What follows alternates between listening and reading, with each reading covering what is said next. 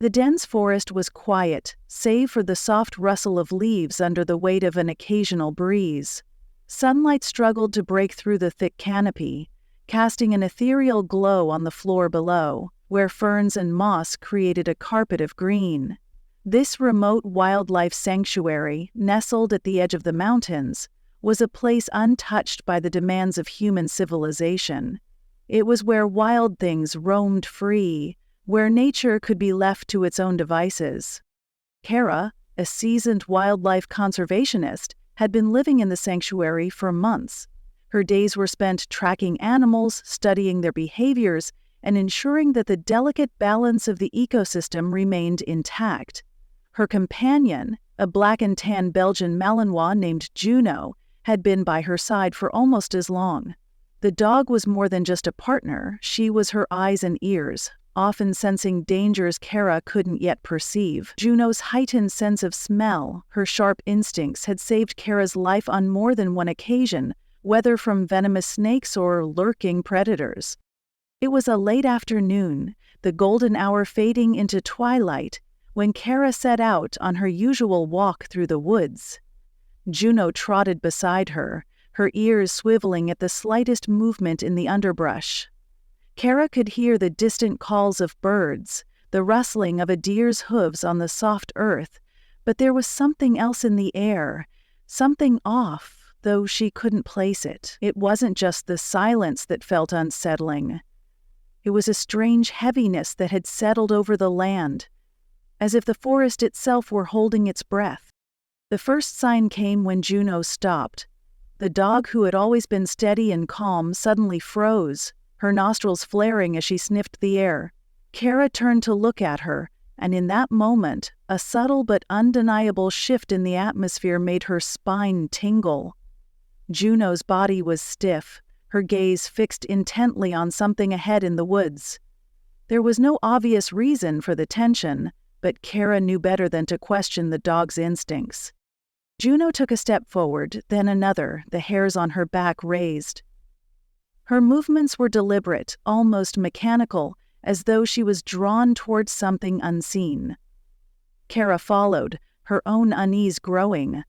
The forest seemed to close in around them, the trees growing denser, their trunks pressing together like the walls of a secret chamber.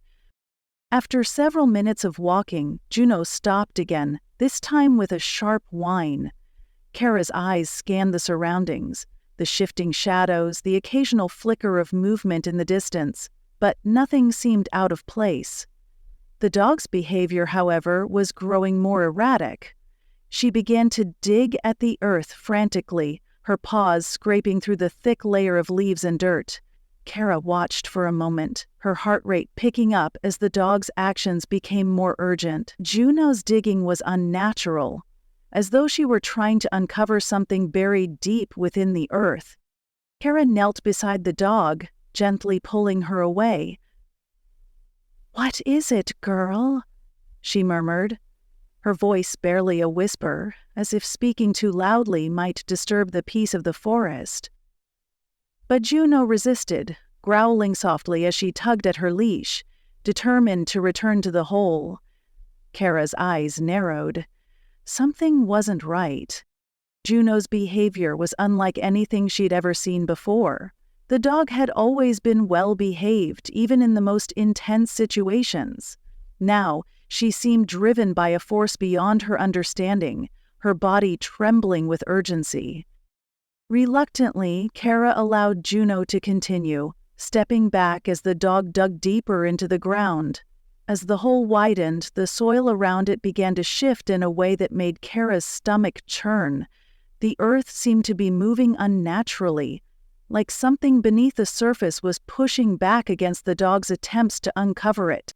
Kara's pulse quickened. She had spent enough time in the wilderness to know that this could be dangerous.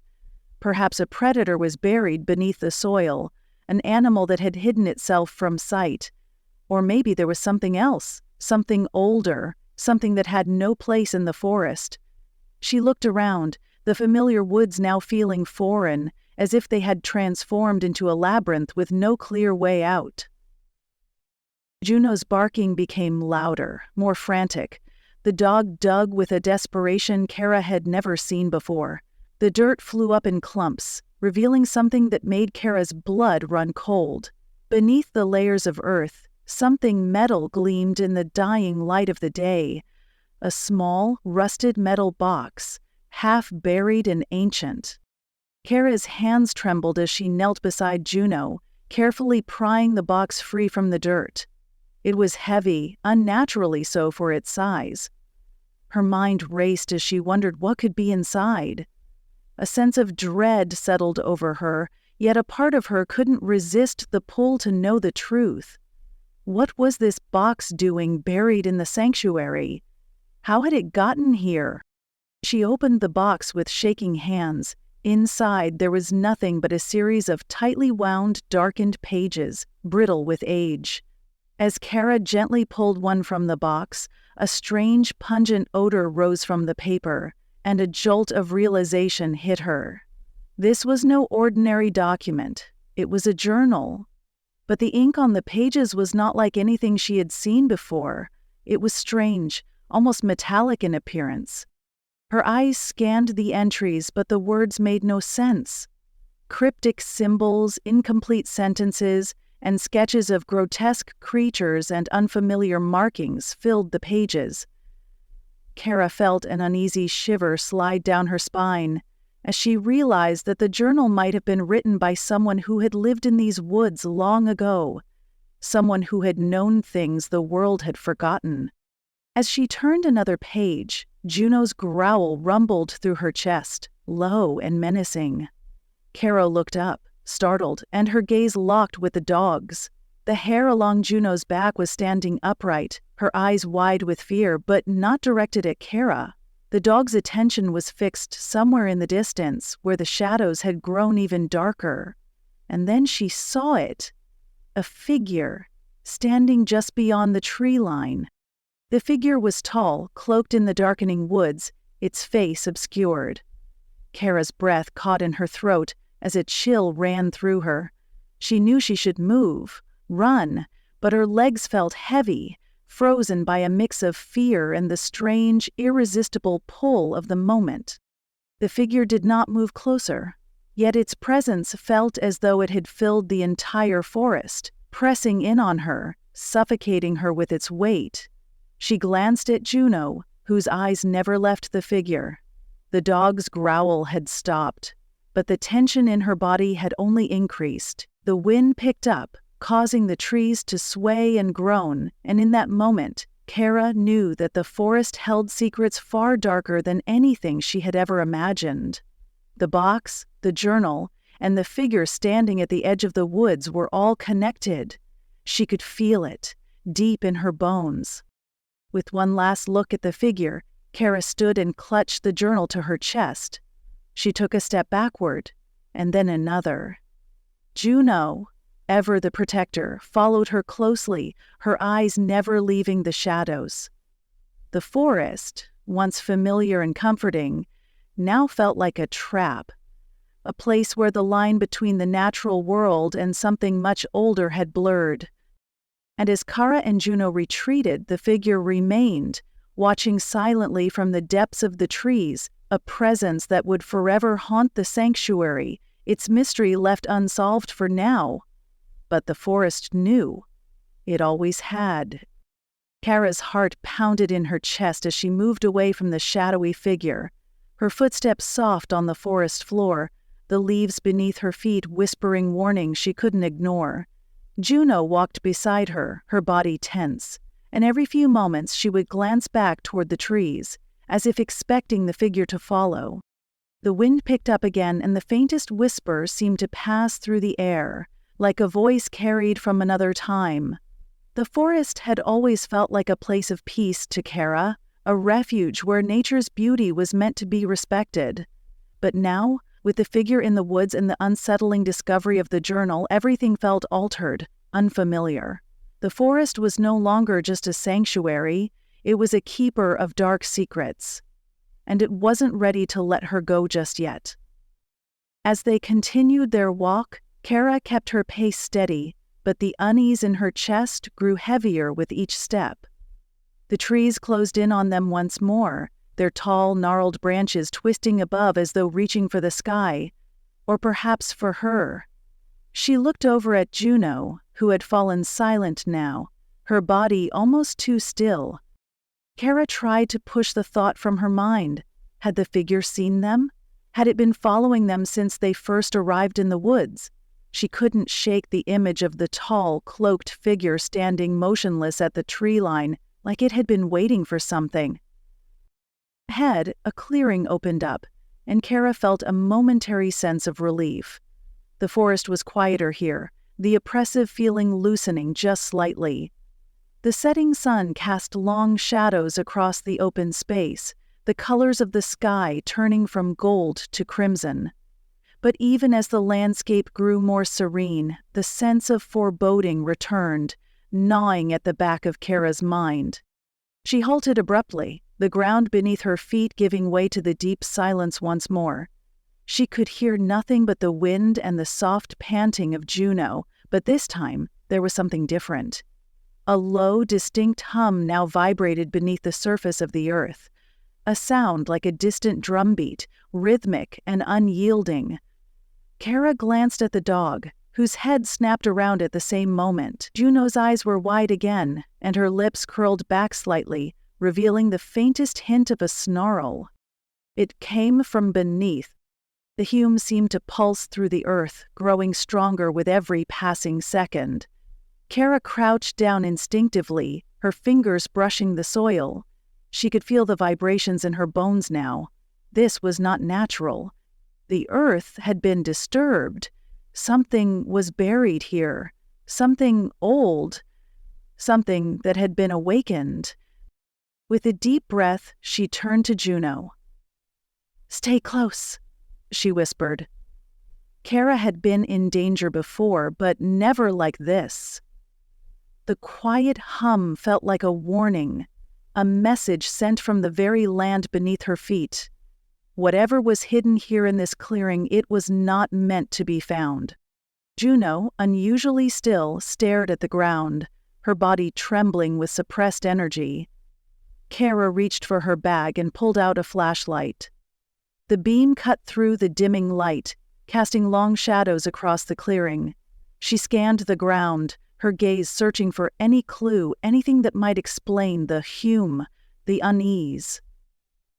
Then, through the flickering light, she saw it. A large flat stone lay partially buried in the earth, its edges jagged and rough, as if it had been hastily placed there. The stone was unmistakable, and the way it seemed to throb under her touch told Kara everything she needed to know. This was no natural stone. This was part of something larger, something much older than the forest itself. Juno barked sharply, a warning, her tail rigid with tension.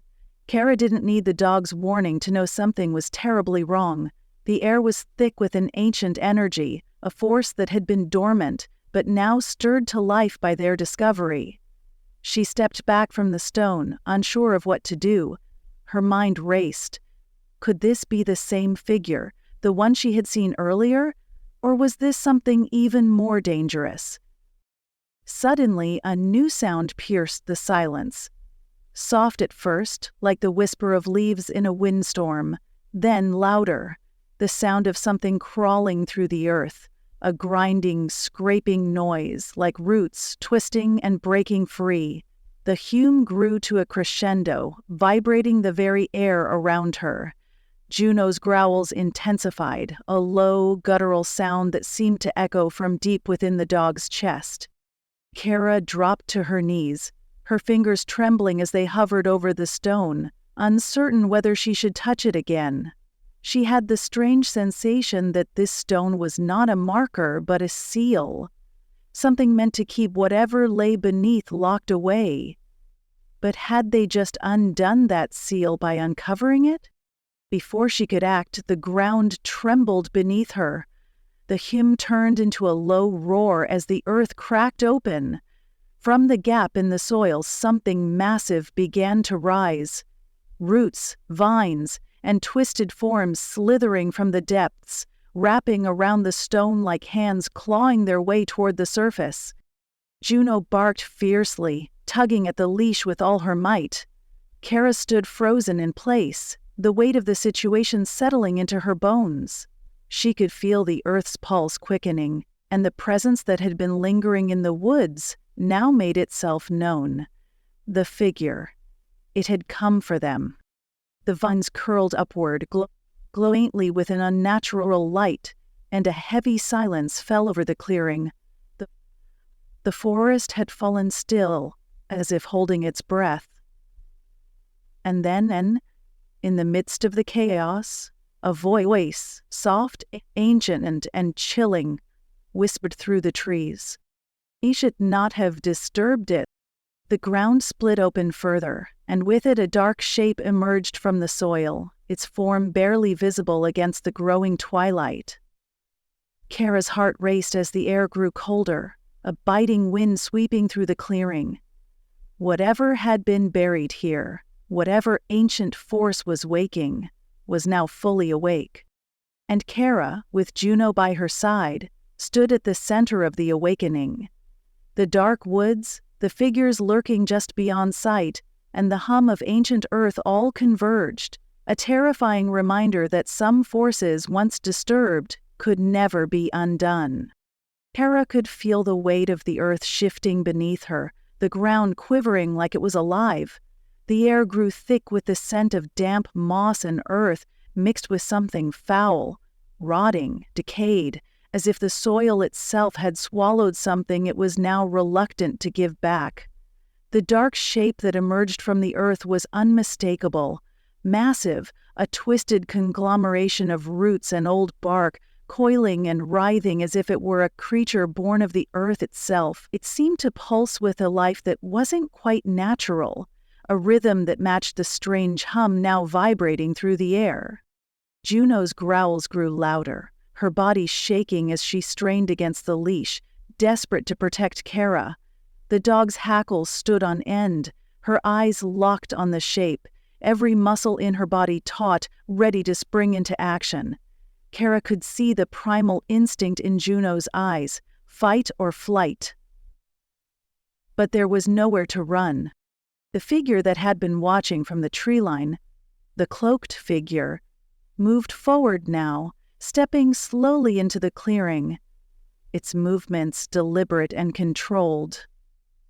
Kara's stomach churned as she saw it clearly for the first time. Its cloak was dark, tattered at the edges, and it moved with a fluidity that was almost unnerving. It had no visible face, only a shadowed void where one should be. As it approached the rising mass of roots and vines, Kara realized with horror that it was guiding it, or perhaps summoning it. The air grew colder still, the temperature dropping with each passing second. The wind had stopped entirely, leaving the clearing in an oppressive silence, save for the soft sound of the roots creeping through the dirt. Juno's barking grew frantic, echoing through the empty space, but the sound felt small, insignificant against the rising power before them.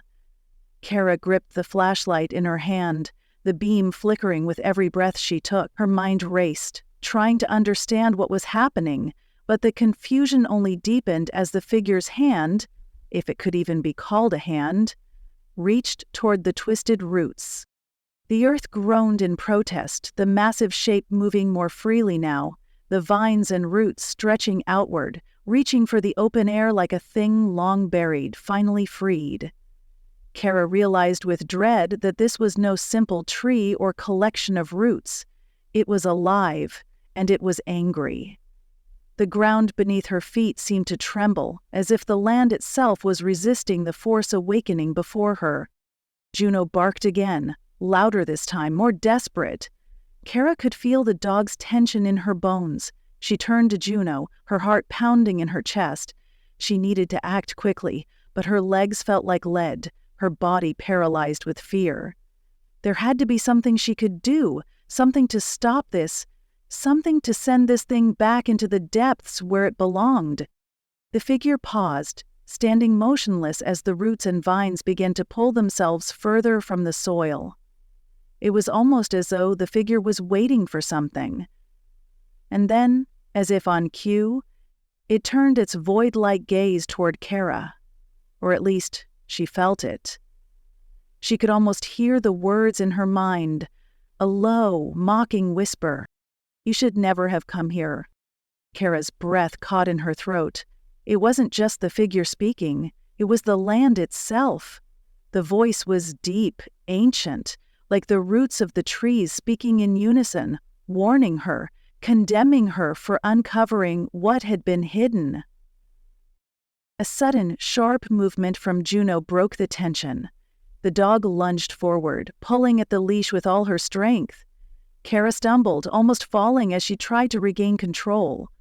The dog was acting on pure instinct now, urging her to run, to escape whatever dark force was rising before them. Kara, heart racing, could feel the primal pull in her chest, urging her to follow Juno's lead, but the earth beneath her was shifting. Gravel and roots snaking through the ground, rising like a tide around her feet. She grabbed the flashlight tighter, the beam flickering erratically. And then, something else caught her eye. A second figure had appeared in the distance, emerging from the shadows of the trees. This one was not cloaked or faceless like the first. No, this figure was different, humanoid, but aged and bent with years. Its body was covered in moss, its face etched with deep lines. But its eyes were clear, sharp, and knowing. This figure moved toward the clearing slowly, its steps measured, as if it had seen what was unfolding before. As it neared, Kara realized who it was. The old man from the village. The one she had spoken with earlier, the one who had warned her not to come. He was the keeper of the land. The last living witness to whatever dark secret had been buried here. Kara's mind screamed for answers, but before she could act, the old man spoke, his voice steady despite the chaos. "You've unleashed it," he said, his voice trembling with the weight of knowledge. "Now you must help me send it back." The words hung in the air, thick and heavy. Kara's chest tightened, her throat closing in fear. Send it back? She didn't even know what it was, let alone how to stop it. But the old man was already moving toward the stone, his hands raised, murmuring words that Kara could not understand. As he approached, the energy in the clearing seemed to shift. The roots and vines twisted violently now, but the figure, the shadowed one, made no move to stop him.